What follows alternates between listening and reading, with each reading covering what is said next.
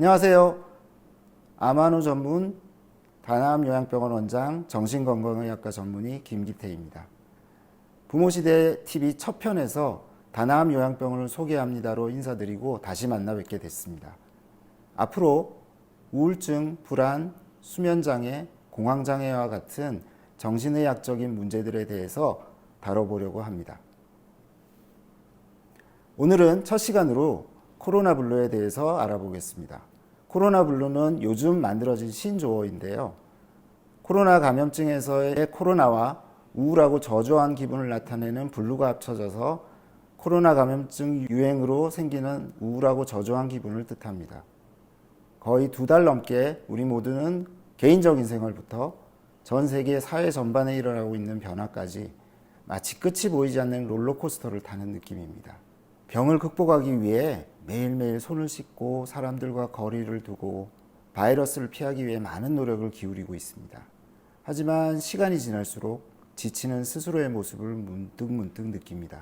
이제는 거의 습관처럼 개인위생을 챙기고 계시죠? 이제는 지쳐가는 우리의 마음을 위해서도 뭔가 대처와 준비가 필요하지 않겠습니까? 시간을 거슬러 2016년으로 가보겠습니다. 우리는 메르스라는 바이러스 감염으로 많은 희생을 치렀습니다. 직접 감염이 되지 않았다 하더라도 많은 사람들이 오랜 기간 힘든 시기를 보냈습니다. 대한신경정신의학회 조사에 따르면 2016년 메르스 감염 확진자들은 치료가 필요한 정도의 불안이나 분노감을 느꼈고 유행이 지난 4개월 후에도 약 5분의 1 정도가 이러한 증상이 지속되었다고 합니다. 자, 그러면 코로나 블루는 어떨까요? 코로나19 중앙사고수습본부에 보고된 심리상담 건수가 2020년 1월에서 2월 사이에 3,500건에서 이후 한 달 동안은 12,000건으로 4배가 증가하였다고 합니다. 감염증의 유행기간이 길어지면서 감염에 대한 두려움도 있지만 우리 생활 전반의 변화에 따른 심리적인 어려움이 늘고 있습니다. 자, 그러면 코로나 블루의 증상에 대해서 좀 더 자세히 말씀드리겠습니다.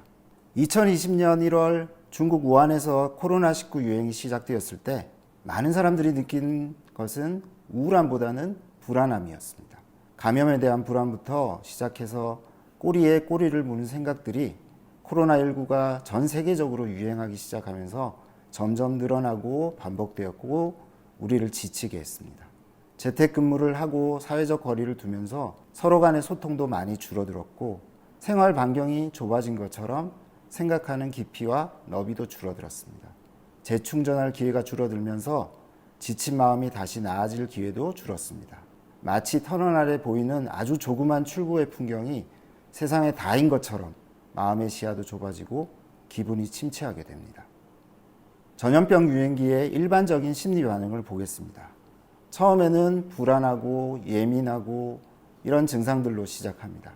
그러다가 입맛도 떨어지고 몸의 불편함이 나타나기 시작합니다. 소화가 안 되고 이유 없이 통증이 생기거나 마치 호흡기 감염에 걸린 것처럼 숨이 차거나 기침을 하는 증상이 생기기도 합니다.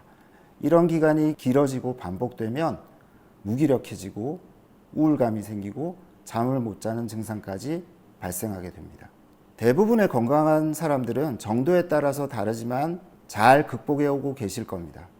그렇지만 기간이 길어질수록 점점 스스로를 통제할 수 있는 에너지가 떨어집니다. 불안이나 분노감 같은 증상들이 계속되면 전문가의 도움이 필요할 수도 있습니다. 지금까지 아주 일반적이지만 몇 가지 증상들을 예로 들었습니다. 하지만 여러분에게 지금 무언가가 불편하다면 그 모든 것이 각자의 증상일 수 있습니다. 중요한 것은 어떻게 이겨낼 것인가 하는 것입니다. 자, 다음에 보여드리는 수칙은 대한신경정신의학회에서 마련한 코로나19에 대처하는 마음건강 수칙입니다. 이를 잘 실천한다면 코로나 블루도 쉽게 다룰 수 있을 겁니다.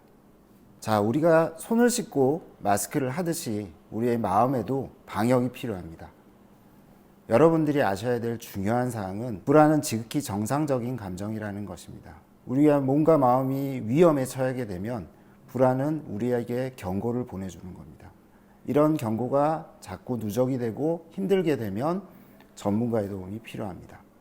인터넷이나 뉴스를 통해 너무 많은 정보들을 우리는 접하고 있습니다. 그렇지만 이런 정보들이 모두 다 도움이 되지는 않습니다. 나에게 필요한 만큼만, 내가 감당할 만큼만 정보를 얻는 게 필요합니다. 뉴스를 보다 보면 속 터지는 내용이 많으시죠? 그렇지만 혐오는 도움이 되지 않습니다. 마음속에 불편한 것이 있다면 속으로만 생각하십시오. 그리고 자신에게 집중하세요. 아까도 말씀드렸지만 나에게 일어나는 감정들은 지금의 상황으로 볼 때 자연스럽고 당연한 것입니다. 오히려 내가 어떻게 변화하고 감정이 어떻게 흘러가는지 자신에게 집중하시는 게 좋습니다. 자, 코로나19에 대해서 우리가 알고 있는 것은 여러분이 알고 있는 것과 크게 다르지 않습니다. 매우 불확실하고 정확하지 않은 정보가 많습니다.